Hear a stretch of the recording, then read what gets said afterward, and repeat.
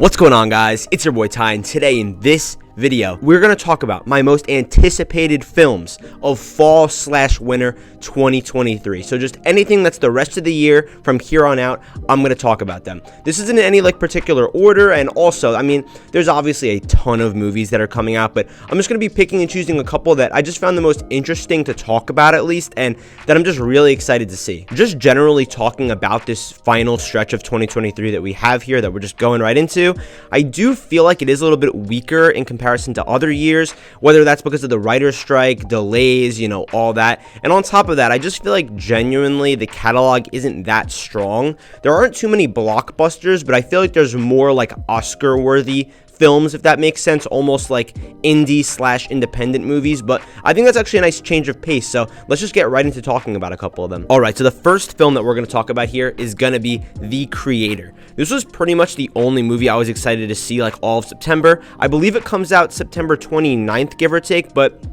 it just feels nice to have a fresh take on the sci-fi genre as a whole. That's my favorite genre of movies. I also love dramas. I love pretty much everything, but sci-fi, God, I love it to death. But it feels nice to where this isn't connected to some franchise. It's not a Star Wars spin-off. It's not an MCU spin-off. It's not an Alien spin-off. It's just its own idea. On top of that, the director made Rogue One, which, speaking of Star Wars spin-offs like I just slated, that's pretty much, in my opinion, one of the best Star Wars movies. I feel like stylistically, it feels very, you could almost say bland and almost tone deaf until that final battle where there's a bunch of crazy stuff going on. I really love that film. It's really unique. And I've got to say, that's what The Creator feels like based off the trailers and stuff. We've got our main lead, who's the guy from Tenet, and also, I know that he's the son of a famous actor, but I'm just blanking on his name. But it feels nice to have a familiar face in here. But also, it's not like there's a ton of actors in here. We have some ensemble cast. No, it's a new idea from a relatively new director, and it just feels nice to have a newer cast of new actors, I'm saying, that aren't too recognizable. I think it's a phenomenal idea just from what I've seen in the trailers, at least. And I've got to say, guys, if I had to really plug one movie, I'd say this is the one that you really need to go see, because we need to go support these independent ideas to show studios that when you actually come up with a smart idea, you give a director creative freedom, it'll make you money and it'll be a great movie. If I'm going to be honest with you guys, from here on out, I don't know the exact release date of every single one of these movies. I know relatively when they come out, so I'm going to try to go in order, but I might be off. So with that being said, I think that the next movie that I'd want to talk about here is going to be one that releases, I believe, October 20th. I might be wrong, like I said. That's going to be Scorsese's Killer of the Flower Moon. Or is it Killers of the Flower Moon? I keep forgetting if there's an S in there or not. But regardless, this feels like your average Scorsese film. And that's perfect. That's all I need. What do I mean by that? We've got our returning stars that he works with, Robert De Niro, Leonardo DiCaprio. Then we're just switching the setting and switching what's going on. Works like a charm every single time. This movie already premiered at a film festival, I'm pretty sure, and I think that Lily Gladstone is the name of the main actress in here, and apparently she steals every scene she's in. She's great. So we're gonna be able to see a really cool timepiece in this Western era where we've got amazing acting, of course, because we've got generational actors in here, actresses, whatever. And it just looks really cool, especially that we're dealing with a mystery element where there's these murders going on. I don't know. I mean, I didn't try to watch the trailer too many times. I've seen it once or twice because I'd rather go in a little bit more blind. But yeah, just overall really excited for this one. Scorsese's my favorite director, and I think he's the greatest director of all time. Just personal preference. So yeah, how could I not be hyped for this? The next movie I want to talk about here releases, I'm pretty sure, late October. Honestly, the nerd in me, the 12-year-old, 13-year-old in me is just coming out when I said I'm excited for this movie. That's going to be Five Nights at Freddy's. I could not believe that this movie's actually happening. I feel like this has been a rumor for years. When it comes to me being a Five Nights at Freddy's fan, I'm not a diehard, but I definitely know enough. I've followed it along the years. I've played it, and I am so excited because the trailers actually look really good. We've got Matthew Lillard in here. I believe he's playing Purple Guy, and obviously his iconic role as Shaggy will never be forgotten. We have Hunger Games' very own, I want to say, Josh Hutcherson. I might be making up these names. I don't even know, but these are kind of C-list actors, so I don't know. I'm trying to remember. There's so many. But with that being said, the suits look awesome. It looks scary enough, but I do wish it was, I think, rated R, because I'm pretty sure it's rated PG-13. But overall, just to be clear, I feel like they're really diving deep here into the whole ambiance, the lore, the storyline, especially the lore, because I feel like it really gets deep with, what's going on with the whole establishment, all that. But I just cannot wait to see what they do with this movie. There was a rumor a couple of weeks ago that got debunked that for some reason this movie was going to be 3 hours long, and I was seeing it all over Instagram, but I think it just got its final runtime of like an hour and 50 minutes. But yeah, regardless, I feel like they got the aesthetic down pat. So yeah, I don't know. I'm just really hyped to go into this. Just like this is the type of movie also where I really don't want to like watch the trailer again. I'd rather just go in and just be surprised by whether it's Easter eggs, this, that. But yeah, I don't know. Really hyped to see this one. I'm going to spend like probably 30 seconds talking about this next movie. That's going to be The Marvels, which releases on either November 10th or 11th. I'm pretty sure the 10th. But yeah, I mean, this is almost, I don't want to say a hate watch because I'm a diehard MCU fan, but quite honestly, I'm excited to see this because I think it's going to be really bad. I hope it's great. I really hope it is, but I'm just not excited for it. It's just hard to be. I feel like they set up this movie where you have to watch Captain Marvel and then 2 TV shows just to understand what's going on here. As a diehard MCU fan, like I said, that was easy for me, but for casual fans, I feel like it's going to be a little bit weird when it comes to like, where did Miss Marvel come from? Where did Monica Rambeau come from? What's going on with Nick Fury if you haven't seen Secret Invasion? So actually, yeah, so 3 TV shows. A little bit weird overall. I don't know, man. It's just, nothing about this really looked great. It looks super formulaic. It's not like we have an amazing director in here with some super unique style. It's kind of just your average MCU film, just run-of-the-mill. So, I mean, we'll see. Maybe it'll be decent. Obviously, I'm going to review it. But, yeah, let's just move on to the next film. Guys, if I'm going to be honest with you, between me and you, I'm just going to start bouncing around with these release dates. I tried to stay in order for like 3 or 4 movies, but that's just kind of difficult to do. So, the next movie I want to talk about is David Fincher's The Killer. This movie looks awesome. It looks spectacular. It has the same vibes from the trailer as like Fight Club, where I feel like there's kind of like this mentality going on where in the trailer he's like repeating these phrases and stuff, but also it looks very articulated and very crisp and clean, if that makes sense. It doesn't look like we have a bunch of random stuff going on. No, we have this clear story about an assassin where I'm pretty sure like something happens where things like go wrong, something along the lines of that.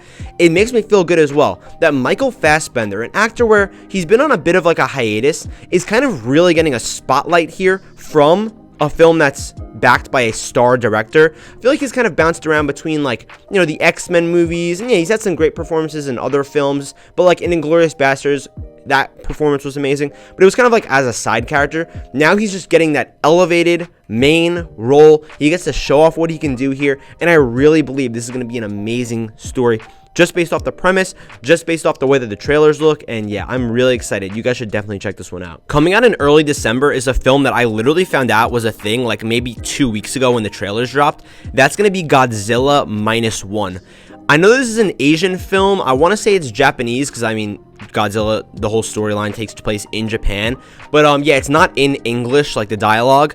But you need to watch this trailer. I was taken back by what I saw. I was scrolling through Instagram and I was like, oh, a Godzilla trailer is coming out from like some Japanese film. Let me watch it. It looks spectacular. And from what I've seen from whether it's like Shin Godzilla, which came out a few years ago, haven't seen that yet. The monster movie lover in me, even though I know most of them are pretty bad, is thrilled to see this. I cannot wait for this movie. This is actually one of my most anticipated films of the rest of the year. That's pretty crazy to say because I just found out about it. Like I said, the Godzilla in this looks so raw and like gritty. Like it's so cool to see, man. And gotta say, this is one that if it's not on your radar, just put it on there because I feel like this is gonna start to get more hype once like November rolls around and we really start to get close to that release date. Guys, like I said, I don't have much to say about it because it is a Japanese film, but just watch the trailer and I promise you'll be sold on this premise. Just like The Marvels, another movie that I'm kind of excited to hate watch is gonna be Aquaman 2. I'm honestly really intrigued to see what they do with this. The trailer just dropped like yesterday. Honestly, I haven't even watched it yet. I don't know. Usually I'm right on top of trailers, but the DCEU, it's over, guys. It's done. We're finally at our final movie, and then we could stop beating the dead horse and we could just be at peace. One thing I've got to say though is it looked fun from some screenshots I've seen from the trailer. Like it might end up being a decent movie, but it just feels nice to finally put the nail in the coffin. The DCEU is finally over and we can move on. I have this weird feeling that once the DCU is over, we're gonna fast forward like 4 years, look back and be like, maybe that wasn't that bad. And don't get me wrong, I do not like the DCU that much. I think it's really bad overall, especially direction wise, but I feel like once we start to piece together some of these movies, just at least on their own, like maybe Shazam 2, maybe even Aquaman 2, we might say, hey, those movies as standalone films actually aren't really that bad. So yeah, I'm excited to see what they do with this. The aesthetic looks cool, like I was saying about some of the other previous films. I feel like over the course of the next few months until 2023 ends, we've honestly been blessed with getting some films from some pretty prestigious directors, whether it's Scorsese, whether it's Fincher, whatever. But speaking of those prestigious directors, there's a movie coming out late December that I want to talk about, that being Michael Mann's Ferrari. We have Adam Driver playing Mr. Ferrari himself, and I'm pretty sure that this is just like a biopic, I don't know how to say it, but it feels like this is the year of just telling how someone got to where they are, whether it's Air, Blackberry, Oppenheimer. Now we have Ferrari. This is like the 4th or probably 5th one. I might be forgetting one. Oh, also there's the Hot Cheetah one. So yeah, this is like the 5th one at least of the year. Just talking about how a famous person got to where they are today. It looks really cool from what I've seen. Not too much has been released about it. I believe Penelope Cruz is in it. Might be wrong about that. But yeah, I'm a big Adam Driver lover. I'm a huge fan of his. So the way he delivers his dialogue and just his performances are always very at the highest standard, you could say. They're very up there.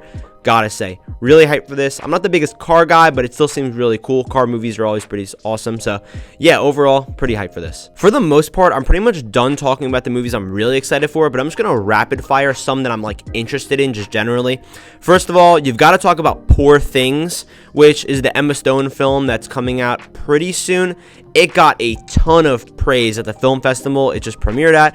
I'm pretty sure it won the award for like best film at the festival. So yeah, gotta be on the lookout for that. Pretty excited to see it. I believe Mark Ruffalo and Willem Dafoe is in it. So looks pretty cool, at least aesthetically, with like the way that it's almost like this Frankenstein story, and I believe like the 1800s. Looks pretty cool. Moving on to the next film, we've got the next Hunger Games movie with Rachel Zegler, who's a person who's been catching a lot of heat, pretty justifiably so. And I believe Austin Butler's in it, playing like kind of like the co-lead. I'm not the biggest Hunger Games fan. I might watch them for the first time leading up to this movie because, again, I kind of like this sci-fi utopia, I don't know how you describe it, type of films just generally. So yeah, this one's gonna look pretty cool. A movie that I'm honestly not excited for, if I had to pick one that I didn't even talk about today, is gonna be Wonka. I believe that comes out like November. It's like the Willy Wonka movie with Timothée Chalamet. I really like Timothy. I think he's a great actor. I think he's in really great movies.